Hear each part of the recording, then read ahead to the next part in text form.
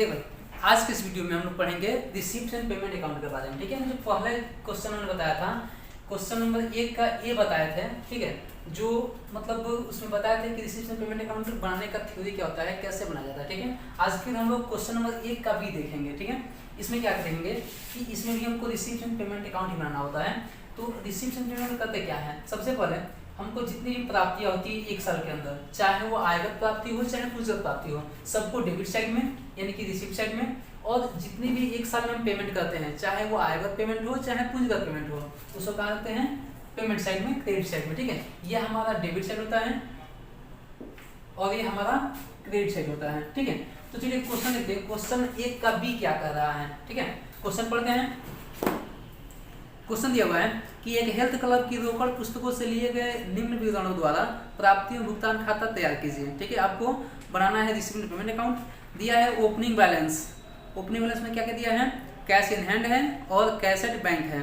ठीक है, फिर सब्सक्रिप्शन दिया हुआ है 1,65,000 का, डोनेशन दिया हुआ है 35,000 का, इन्वेस्टमेंट परचेज किया गया है 80,000 का, और रेंट पेड किया गया है 20,000 का, जनरल एक्सपेंसेस है 21,500, पोस्टेज एंड स्टेशनरी है 2,000 का, कुरियर चार्जेस 1,000 और संडे एक्सपेंस दिया है 2,500। ठीक है, और अंत में मतलब क्लोजिंग कैश इन हैंड दिया हुआ है 12,000। ठीक है, तो हमको करना क्या है, हमको रिसीप्ट एंड पेमेंट अकाउंट बनाना है। ठीक है, रिसीप्ट में जितनी हमको प्राप्तियां होंगी उसको डेबिट में रिसीप्ट साइड में, और जितनी हम भुगतान करेंगे सबको पेमेंट में यानी कि क्रेडिट साइड में। ठीक है, सबसे पहले स्टार्ट कैसे करते हैं, बताए थे कि स्टार्ट सबसे पहले ओपनिंग बैलेंस से किया जाता है।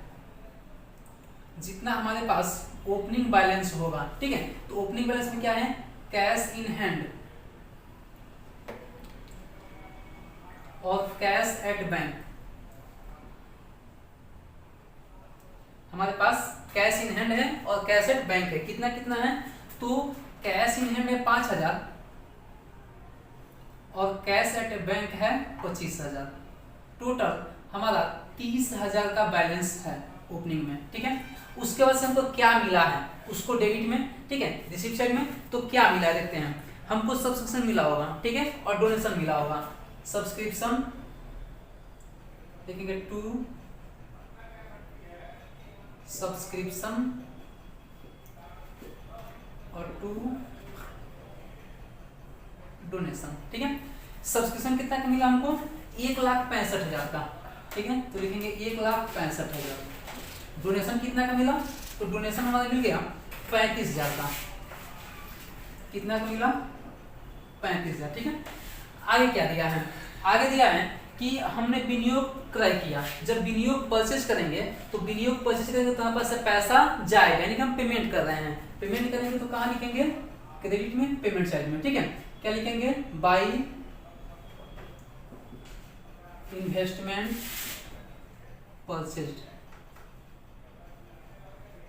कितना का इन्वेस्टमेंट खरीदा गया भाई, तो इन्वेस्टमेंट खरीदा गया 80,000 का।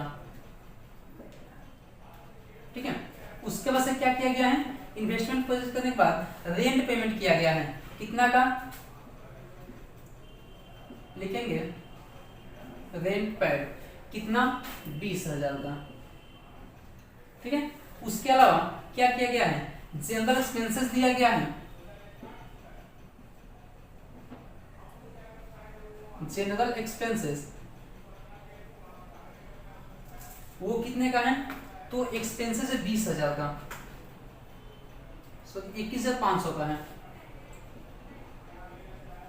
21,500। उसके बाद से क्या दिया गया है, पोस्टेज एंड स्टेशनरी एक्सपेंस दिया गया है। ठीक है, तो लिखेंगे पोस्टेज एंड स्टेशनरी एक्सपेंसेस। ये कितना का एक्सपेंस हुआ है भाई, तो पोस्टेज स्टेशनरी पे हम लोगों ने 2,000 खर्च कर दिया, ये भी पेमेंट किया। उसका से क्या है, कुरियर चार्जेस है। ठीक है, कुरियर चार्जेस कितना का है, कुरियर चार्जेस, कुरियर चार्ज है हमारा 1,000 का। ठीक है, तो हमने 1,000 कुरियर चार्ज दिया। इसके बाद से हमने क्या किया है, तो हमारा सन्ड्री एक्सपेंस हुआ है, सन्ड्री एक्सपेंसेस। ये कितना का हुआ, ये हुआ 2500 का, ठीक है। अब देखिए यहाँ पे हमारा अगर opening balance cash in hand और कैश एट बैंक में आता है, ठीक है, कैश इन हैंड और कैश एट बैंक, तो क्लोजिंग भी हमारा कैश इन हैंड और कैश एट बैंक से आएगा, ठीक है। तो यहाँ पे हमारा बैलेंस सीडी आएगा, बताए भी थे कि अगर बैलेंस बीडी है तो जाहिर सी बात है बैलेंस सीडी इधर आएगा, क्यों, क्योंकि हमारे पास कुछ पैसा रहेगा तभी हम पेमेंट कर पाएंगे, ठीक है। तो यहाँ हमारा बैलेंस बीडी से स्टार्टिंग हुआ है, ओपनिंग बैलेंस से, तो यहाँ क्लोजिंग बैलेंस आएगा, ठीक है। अब यहाँ पे कैश इन हैंड आपका ऑलरेडी दिया हुआ है 12,000 रुपए, ठीक है। कैश इन हैंड कितना दिया गया है, 12,000। अब करना क्या है, आपको कैश एट बैंक निकालना है कि हमारे पास बैंक में कितने का अमाउंट है, ठीक है। अब क्या करेंगे, तो निकालने के लिए इधर वाला अमाउंट जोड़ेंगे, टोटल जोड़ने पे ये कितना हो जाएगा, 2,30,000 हो जाएगा ये अमाउंट, ठीक है।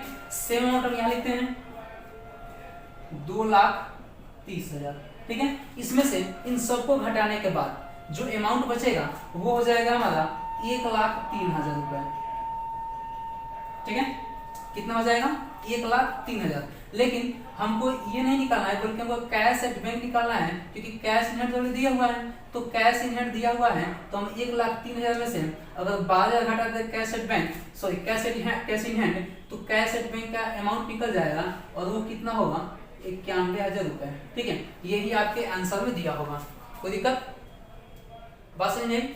जितने भी एक साल हमको प्राप्तियां होंगी सबको हम रिसिप्ट साइड में, और जितने भी पेमेंट होंगे सबको पेमेंट साइड में, ठीक है। अब एक साल में के अंदर चाहे वो आयकर प्राप्ति हो या पूंजीगत प्राप्ति, ठीक है, या फिर आयकर भुगतान हो या पूंजीगत भुगतान, ठीक है, उन सबको दिखाते हैं।